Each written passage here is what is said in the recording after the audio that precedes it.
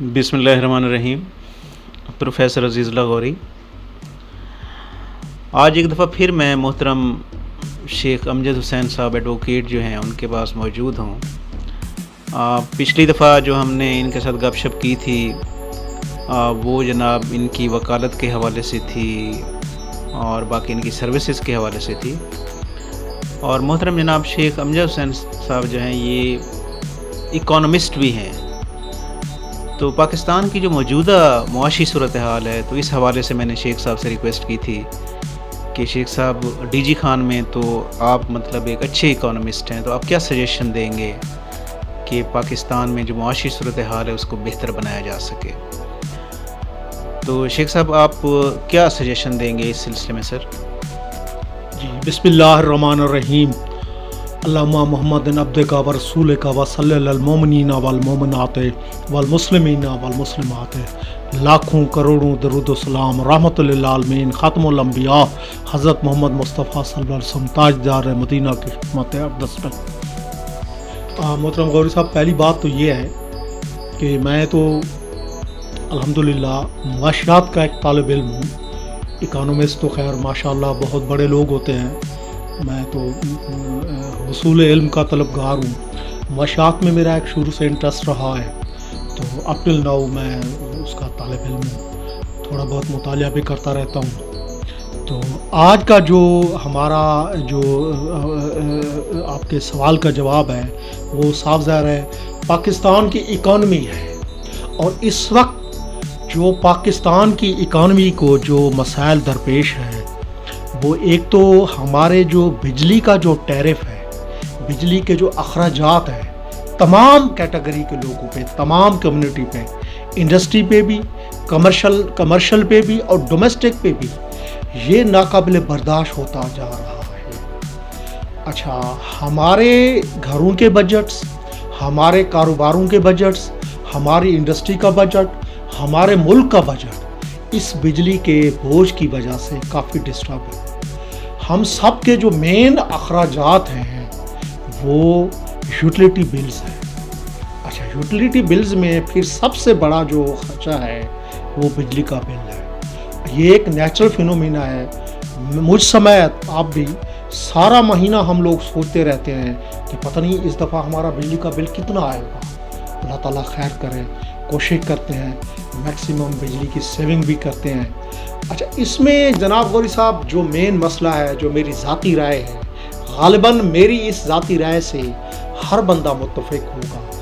مین جو اس میں I P Ps, independent power producers جو ہیں، ان کے ساتھ جو معاہدات ہوئے ہیں، جو اس وقت کی گورنمنٹس نے کیے ہوئے ہوں گے یا اس وقت جو متعلقین ہوں گے یا اس وقت جو آئی ایفس ہوں گے، تو انہوں نے جو معاہدے کیے تھے انہوں نے اس میں جو ایک میری جو ذاتی رائے ہے بحیثیت معاشیات کے طالب علم کے، ایک جو ظالمانہ جو شک تھی وہ یہ تھی کہ یہ آئی پی پیز اگر اپنی پلانٹس کو، اپنے مینوفیکچرنگ یونٹس کو سپوز نہ بھی چلائیں تو کیپیسٹی چارجز کے نام پر پاکستان کی گورنمنٹ ان کو پیمنٹ کرنے کی پابند ہوتی. ٹھیک ہے نا؟ اچھا، اب وہ کیپیسٹی چارجز بھی ان کا جو پیمنٹس تھی وہ ڈالرز میں تھی. اس وقت جو ڈالرز تھا غالباً 60 روپے کا ہوگا، 80 روپے کا ہوگا، یا اس وقت کے حساب سے 100 روپے کا ہوگا. آج تو ڈالر جو ہے وہ 300 روپے کا ہے. اس حوالے سے ان کا جو ان کو جو کیپیسٹی چارجز کے نام پہ جو پیمنٹس دینے کی جو ایگریمنٹ تھا اس کے تو صاف ظاہر ہے انٹرنیشنلی ہم پابند ہیں، ہمارا ملک پابند ہے، مورلی بھی، شریعت کی روح سے بھی صاف ظاہر ہے. ہمارا قرآن و سنت بھی یہی ارشاد فرماتے ہیں. قرآن و سنت پہ اللہ تعالیٰ بار بار معاہدے کی پاسداری پہ زور دیتے ہیں. ہمیں کرنا بھی چاہیے. ہم پابند ہیں، ہمارا ملک پابند ہے. میری یہ رائے ہے کہ جناب اعلیٰ آپ اگر ہو سکے ان شکوں پر دوبارہ نظر ثانی کریں. فرض کریں نظر ثانی کرنے کا کسی بھی قسم کا کوئی اس میں کوئی گنجائش نہیں ہے، تو یہ جو پلانٹ جو بند پڑے ہوئے ہیں ان کو فل کیپیسٹی پہ وہ چلائیں. हमारा जो नेशनल ग्रिड है, नेशनल ग्रिड हमारी पूरी बिजली वहाँ से है, और नेशनल ग्रिड वो बिजली बजाय इसके कि वो बंद पड़े रहें और उनके चार्जेस दें, नेशनल ग्रिड उनसे बिजली लेके एक्सपोर्ट ओरिएंटेड जो इंडस्ट्रीज़ हैं हमारी, ठीक है ना, जो एक्सपोर्ट करती हैं, जहाँ से हमें ज़र मुबादला हासिल होता है, डॉलर्स आते हैं, हमारा फॉरेन एक्सचेंज जो रिजर्व्स हैं वो मजबूत होते हैं, उनको ये सब्सिडाइज करें। नंबर एक, एग्रीकल्चर को सब्सिडाइज करें, हमारी कैश, ताकि जो किसान जो हमारा है उसको सस्ती बिजली दें और उस पर चेक एंड बैलेंस रखें, ताकि किसान की कास्ट ऑफ प्रोडक्शन वो कम हो। जब कास्ट ऑफ प्रोडक्शन कम होगी तो साफ ज़ाहिर है हमें भी फल और सब्जियां मुनासिब रेट्स पे मिलेंगी, वो फल और सब्जियां एक्सपोर्ट्स भी होंगे। अच्छा, इसी तरह जो इंडस्ट्रियलिस्ट होगा, ठीक है ना, जिनको ये वही बिजली जो प्लांट बंद पड़े हुए हैं, उन बंद प्लांट्स को मुकम्मल कैपेसिटी पे चलवाएं। पेमेंट तो हम उनकी वैसे कर रहे हैं कैपेसिटी चार्जेस के नाम पे, ठीक है ना जी, वो बिजली उनको सब्सिडाइज करें और उनका पूरा एडिट हो, उनका पूरा ऑडिट हो, पूरा उनका, हमारे जो बड़े नामी ग्रामी मुल्क के बड़ी मशहूर चार्टर्ड अकाउंटेंट्स फर्में हैं उनका ऑडिट करें, कहता वो गवर्नमेंट को हिसाब किताब सारा पेश करें। अच्छा, वहाँ वो उनको एक तो वो जो इंडस्ट्री जो सब्सिडाइज जो बिजली जो टैरिफ इस्तेमाल करेंगे उनकी कास्ट ऑफ मैन्युफैक्चरिंग कम होगी, और उनसे गवर्नमेंट ये कमिटमेंट ले कि ये कास्ट ऑफ मैन्युफैक्चरिंग क्योंकि आपकी कम होगी, गवर्नमेंट उनको बिजली सब्सिडाइज कर रही है, कंज्यूमर को हमें मकामी लेवल पे भी वो चीज़ें सस्ती दें और वो एक्सपोर्ट भी करें, इंटरनेशनली वहाँ वो compete करें, डॉलर आए। ये एक तो मेरे नज़दीक बहैसियत वशात के तालिब इल्म के इसका यही हाल है। दूसरा, एक खौफनाक टेंडेंसी चल पड़ी है हमारे मुल्क में, इसको स्ट्रिक्टली कानून साजी के ज़रिए बैन किया जाए।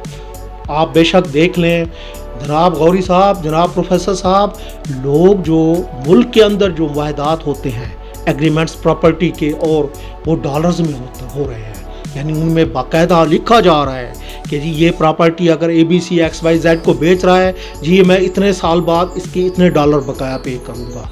ये खौफनाक हद तक ये मसला जा रहा है। मैंने जो महसूस किया है बहैसियत कानून के तालिब इल्म के भी, इसको कंट्रोल किया जाए, ये स्ट्रिक्टली बैन किया जाए। जब हमारी अपनी माशाल्लाह करेंसी है, पाकिस्तानी रुपए में ये एग्रीमेंट्स हों, और जो एग्रीमेंट्स लोकल लेवल पे, चाहे वो प्रॉपर्टी के हों, चाहे वो कारोबारी लेन देन के हों, वो डॉलर्स में या फॉरेन करेंसी में हों, वो उनको बातिल करार दिया जाए, उनको वैड करार दिया जाए, वो बिल्कुल उनको गैर कानूनी करार दिया जाए। अच्छा, तीसरी इसमें गुजारिश ये है कि माशाल्लाह हमारे जनरल साहब ने, आर्मी चीफ़ ने, अल्लाह ताला उनको इसका अजर दे, एडमिनिस्ट्रेटिवली उन्होंने जो ये बिलवास्ता ये जो इक़दामात किए हैं डॉलर्स के कंट्रोल करने के, उसमें उसकी वजह से हमारा डॉलर अल्हम्दुलिल्लाह आज ग़ालिबन जो डॉलर का रेट है वो 295 या 296 है, और मज़ीद भी ये कम होने के चांस है। इसमें जो है गवर्नमेंट मुकम्मल तौर पे जो है ना पूरे इक़दामात करे, और बिलखसूस हमारे जो फॉरेन एक्सचेंज कंपनीज़ हैं, ये जो प्राइवेट जो लोग बैठे इनको बैन करें, और इनको डॉलर्स को जो एक्सपोर्टर्स हैं, जो बेसिक नेसेसिटीज़ ऑफ लाइफ हैं, या जो इंसानी ज़िंदगी बचाने की अद्वियात हैं, या जो इंतहाई ज़रूरी चीज़ें हैं, उसमें एक्सपोर्टर्स को, उसमें जो है ना सारी इंपोर्टर्स को उसमें डॉलर्स का जो है ना LC खोलने की इजाज़त हो। जो लग्जरीज़ हैं, जो पुरताश अशिया हैं, जिनकी कोई ज़रूरत नहीं है, जिनका मतलब है कोई हमारे मुआशरती हवाले से, मुआशरती लिहाज से कोई बुनियादी ज़रूरत नहीं है, उनको बैन किया जाए। देखें ना, चने गैर मुल्कों से एक्सपोर्ट करना, खाने के ये जो चने होते हैं जो बच्चे खाते हैं, इनकी क्या ज़रूरत है। ऐसे जितनी भी ये लग्जरीज़ हैं उनको बैन करें। डॉलर्स की LC खोलने की इजाज़त जो है उन इंपोर्टर्स को दें, उनको कैटेगराइज कर लें, जो इंतहाई ज़रूरी चीज़ें हैं, जिनके बग़ैर हमारा गुजारा नहीं है, जो इंसानी ज़िंदगी बचाने की अद्वियात हैं, जो और चीज़ें हैं जो इस मुल्क में वाफिर नहीं है, اس پہ جو ہے نا ڈالرز کی جو ایل سی کھولنے کی اجازت دی جائے، باقیوں کو بین کیا جائے انشاءاللہ۔ یہ 2-3-4 جو میں نے جو اقدامات یہ بتائے ہیں بحیثیت معاشیات کے طالب علم کے، یہ انشاءاللہ اس میں میں پر امید ہوں اس میں انشاءاللہ اچھا خاصا فائدہ ملے گا انشاءاللہ۔ محترم پروفیسر صاحب، نیکسٹ ہمارا ٹاپک ہوگا، اگر آپ نے مجھے موقع دیا، پاکستان کے اندر یونیورسٹیز، پاکستان کے اندر جو boards of intermediates and secondary educations ہیں، ان میں جو کوالٹی آف مارکنگ کو بہتر بنانے کے لیے، ان میں کنڈکشن آف ایگزامینیشن کو بہتر بنانے کے لیے، ان اداروں میں بہتری کے لیے جو تجاویز ہیں انشاءاللہ وہ میں گوش گزار کروں گا۔ تھینک یو ویری مچ، السلام علیکم۔ ابھی شیخ صاحب ڈسکس کر رہے تھے آئی پی پیز کے بارے میں۔ ایک ہماری بیڈ لک جو ہے، شیخ صاحب اس بات کو جانتے ہیں کہ پاکستان جو ہے 1947 میں آزاد ہوا، چائنا بعد میں آزاد ہوا 50s میں۔ چائنا جو ہے انہوں نے 50,000 ڈیمز بنا لیے، اب وہ اپنی انڈسٹری کو فری بجلی دے رہے ہیں۔ اب جس ملک میں انڈسٹری کو فری بجلی دیں گے تو وہاں ان کی کاسٹ آف پروڈکشن کتنی کم ہوگی۔ یہی وجہ ہے کہ پوری ورلڈ میں جو چائنا ہے اس کی چیزوں کی قیمتیں اتنی کم ہیں کہ وہ جناب ان کا ایکسپورٹ لیول بہت اوپر چلا گیا۔ اور پاکستان میں کیونکہ کاسٹ بڑھ گئی بجلی کی وجہ سے، ہم آئی پی پیز سے معاہدے کر کے بجلی ہم ڈیزل سے بنا رہے ہیں، وہ اتنی مہنگی ہے کہ جو ہمارا انڈسٹریل سیکٹر ہے وہ افورڈ نہیں کر سکتا اتنی مہنگی بجلی، اور وہ جو چیزیں بناتے ہیں وہ اتنی مہنگی ہوتی ہیں کہ وہ پھر آگے ہم انٹرنیشنل مارکیٹ میں ہم کمپیٹ نہیں کر سکتے۔ تو سر آپ یہ سجیشن بھی اس کو پسند کریں گے کہ یہاں جیسے کالا باغ ڈیم ہے وہ نہیں بنا، باقی ڈیمز نہیں بنے، ہم ڈیزل سے پیٹرول سے بجلی بنا رہے ہیں، بہت مہنگی ہے، تو اس بارے میں کیا خیال ہے سر؟ محترم پروفیسر صاحب، ڈیمز کا جو مسئلہ ہے، بالخصوص جو کالا باغ ڈیم کا مسئلہ ہے، وہ تو صاف ظاہر ہے جب سارے صوبے بیٹھیں گے، سارے صوبے کے جو متعلقین ہیں، جو وہاں کے سیاسی لوگ ہیں، جو وہاں کے ٹیکنیکل لوگ ہیں، جو وہاں کے بڑے ہیں، وہ بیٹھیں گے، جب وہ تمام میں اتفاق رائے ہوگا تو پھر بنے گا نا۔ کالا باغ ڈیم کے لیے ایک ہمارے واپڈا کے پرانے چیئرمین تھے، سابق چیئرمین ہیں، بہت بڑے انجینئر بھی تھے، انہوں نے تو بڑی اچھی تجویز دی تھی۔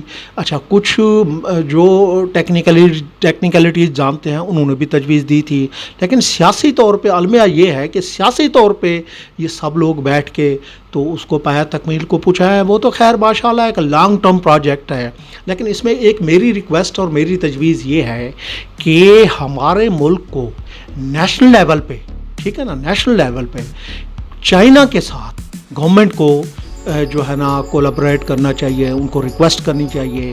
یہاں پر جو یہ سولر کا جو سسٹم ہے، جو چائنا میں یا دنیا کے کسی ملک میں جہاں پہ یہ سولر انڈسٹری ہے، یہ سولر پلانٹ بنانے والے، سولر پلیٹس بنانے والے، سولر ٹیکنالوجی بنانے والے، ان سے کو معاہدہ کریں، ان کو ہر قسم کی یہاں گارنٹی دیں، وہ یہاں پاکستان کے اندر وہ سولر سے متعلقہ جو بھی اسیسریز ہیں وہ سارا بنائیں اور ان پہ گورنمنٹ ڈیوٹی فری کریں، ان کے را میٹیریل پہ ان کو سہولیات دیں، ان کو فائنانس کریں، ان کو نیشنل لیول پہ ان پہ چیک اینڈ بیلنس رکھیں۔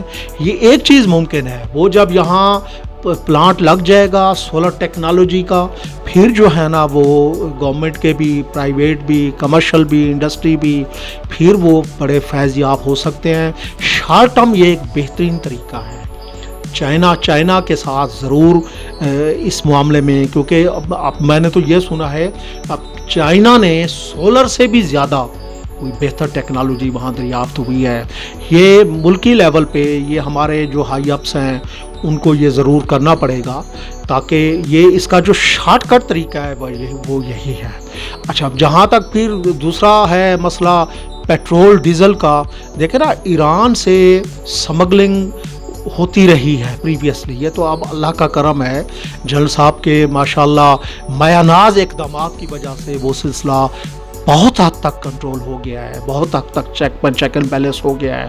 اچھا، ایران کے ساتھ لیگلائز طریقے سے کریں، وہاں سے باقاعدہ پائپ لائن آئے، اچھا اس میں ہماری گورنمنٹ کو انٹرنیشنل پریشر فیس کرنا پڑے گا۔ गवर्नमेंट को कहना पड़ेगा, IMF को भी, दूसरों को भी, जो दूसरे इंटरनेशनल फाइनेंशियल इंस्टीट्यूशंस हैं, कि भाई हमारे ये मुल्क का ये बुनियादी ज़रूरत है, मेहरबानी करें हमें उनसे मुआहदात करने दें, ये थोड़ा सा बर्दाश्त करना पड़ेगा। तो ये पॉसिबल है, इन दो मामलात में अगर गवर्नमेंट जो है ना अल्लाह की दी हुई तौफीक के साथ संजीदा हो के थोड़ा सा होमवर्क कर ले तो इसमें ये मुमकिन है। Thank you sir. शेख साहब आपका बहुत बहुत शुक्रिया। वैसे इस टॉपिक पे तो आदमी जितनी भी डिस्कशन करे वो मतलब बहुत कम है, तो आपने टाइम दिया सर। इंशाल्लाह आपसे गपशप होती रहेगी, और नेक्स्ट हमारी जो गपशप होगी वो जो यूनिवर्सिटीज़ और बोर्ड की जो मार्किंग के हवाले से, पेपर्स के हवाले से पॉलिसीज़ हैं, वो इंशाल्लाह हम डिस्कस करेंगे। जी अच्छा, बहुत बहुत शुक्रिया sir. Thank you sir, thank you very much.